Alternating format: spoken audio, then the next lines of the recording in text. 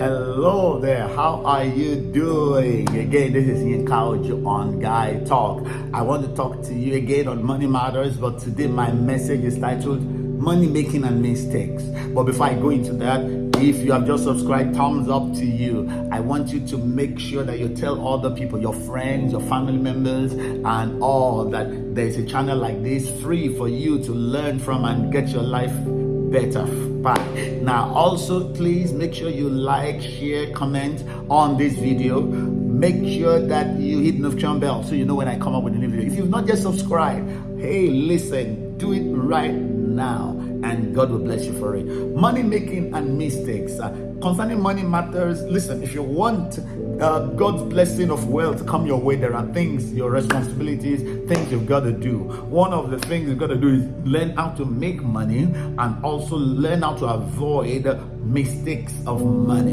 How, if you want to really make money, there are certain things you've got to have in place. Number one, you've got to have financial literacy and education. You've got to be financially intelligent. Many a times they don't teach it in school. Listen, but when you have these, you will make sure, you will see that things will begin to get moving well for you. And that is what I am doing during this series of videos.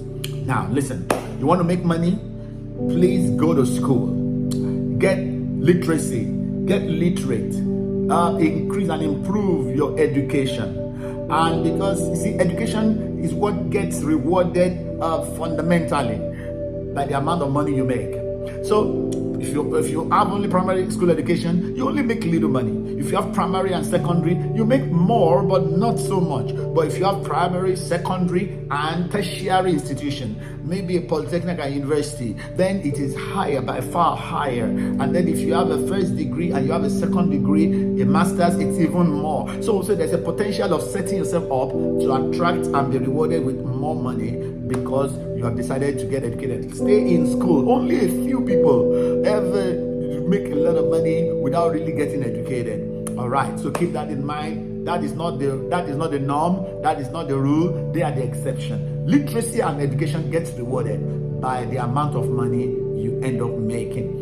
Next, also find out in your life, find out the areas of your God-given talents. If you want to really make money, discover the area of your God-given talents, your God-given skills, your God-given competence. Start owning it. Some people just call it hobby. Oh, I like to bake cake. I like to make hair. I like to just sew clothes. It's just a hobby I have. No. Those are the skills that God has put inside of you that you're supposed to own and present so that prosperity and wealth can come your way. God did not allow anybody to be born on this earth to be poor. That's why He put in this talents and skills and competencies that are God-given and inborn in your life.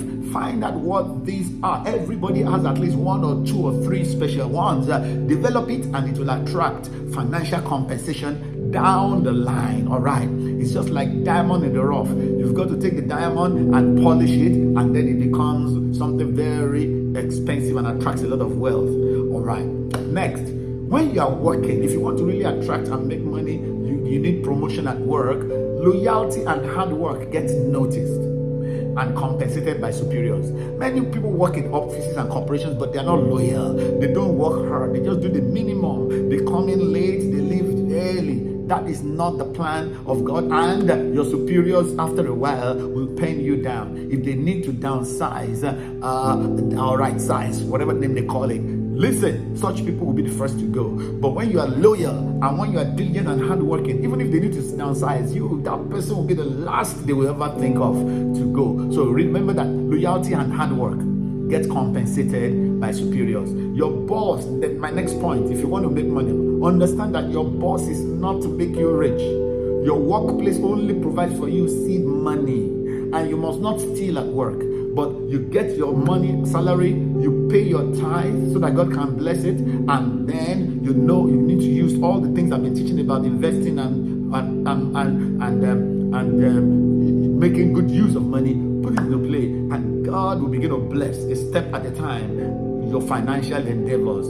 So remember that your boss is not to make you rich. Your workplace only provides for you seed money. What you do with it determines your prosperity or poverty. All right. Next, if you are into business, do you want to attract and make money? Be sure that your business is needed and can be located. Be sure it is needed.